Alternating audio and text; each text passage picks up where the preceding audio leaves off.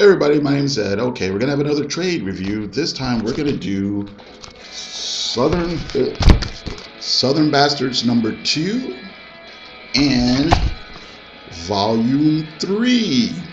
Okay, so of course both are written and mostly drawn by Jason Aaron and Jason Latour. Uh, volume 2 is really basically the story of the main antagonist, Coach Boss, and we get to see how he goes from being this skinny, scrawny kid who gets picked on by the other schoolmates, by his abusive, alcoholic, criminal dad, and how making the football team is the only thing that's important to him. That's the only thing that makes him feel like he's worth something, and the only thing that gives any sort of meaning to his life. And we see how he goes from, like I said, being this scrawny kid to being somebody who actually does get involved with the team, to becoming somebody who's kind of has his toe in some of the sort of corrupt criminal ongoings in town. Issue or volume 3 kind of pushes the overall plot forward a little bit more. Tragedy happens.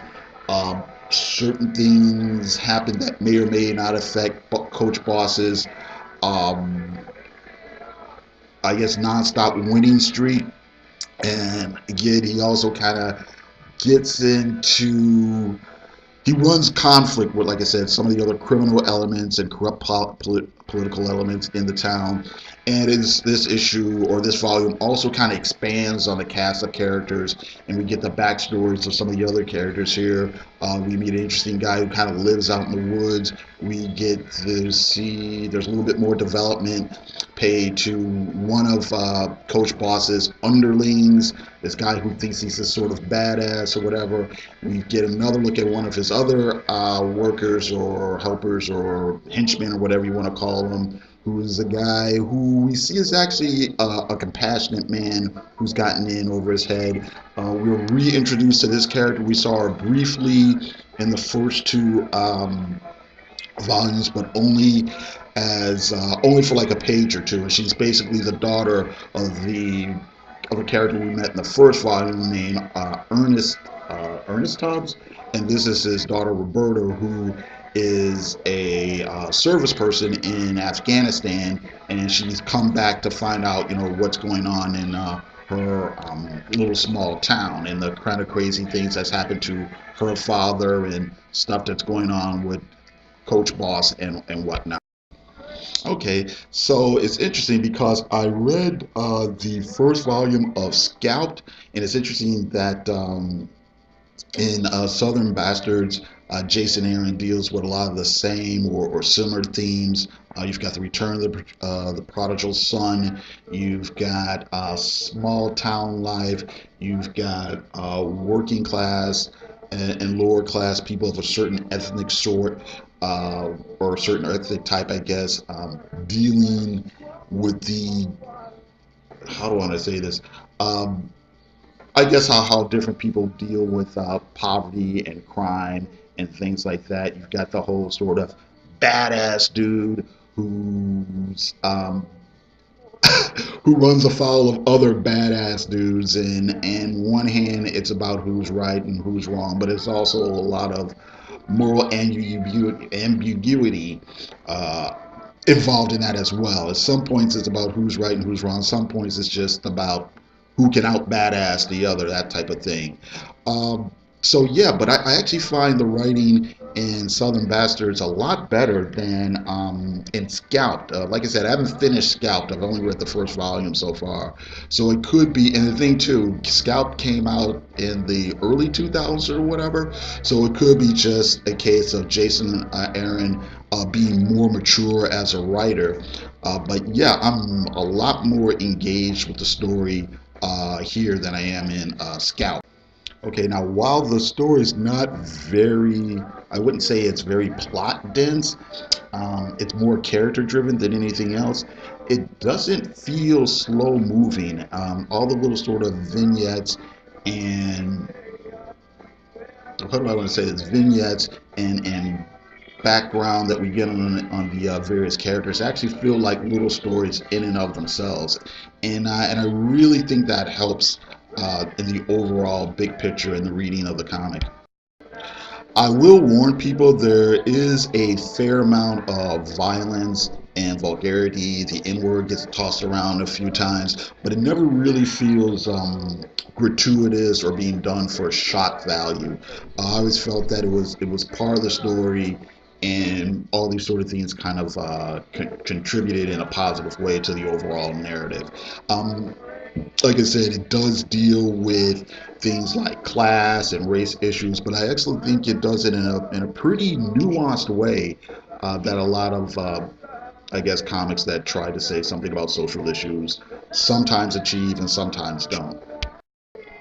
Okay, the art for the most part is by Jason Latour. I think in issue 12 they had a fill-in artist, Chris Brunner. Chris Yeah, Chris Brunner.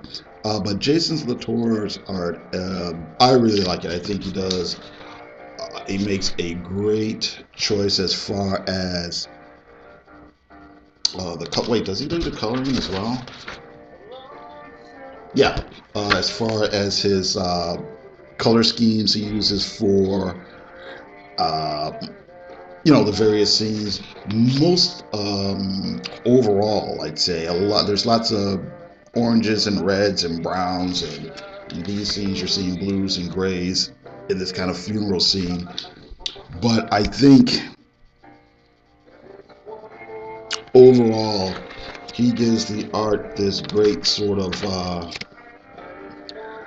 really grizzled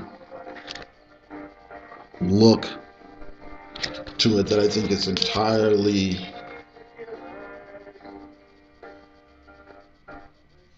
appropriate for the subject matter. People aren't super glamorized, and while it's exaggerated comic book art, they don't quite reach the level of caricature. Um, Simple layouts, but he does vary it up as far as the panel work every once in a while, just to keep things interesting.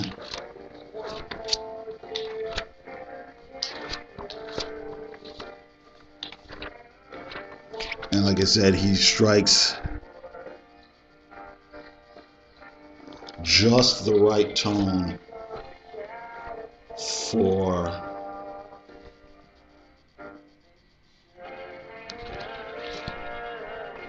the oh, I better not show that. It'll give something away. But it shows just the right tone for the story. Let's see, I'll show you a little bit from third volume as well. This is the sheriff, who's another interesting character who's kind of gotten involved in some of the corrupt things going on in the town, and he's probably in over his head. Ooh, a little bit too explicit. Oh my. Okay, that's another thing I think I mentioned about the violence and profanity in this series. There's a little bit of sex and nudity, not tons, but it's there.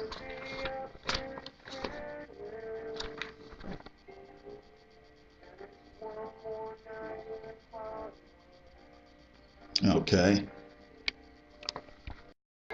So yeah, Southern Bastards 2 and 3. Really am enjoying this series so far. Really compelling characters.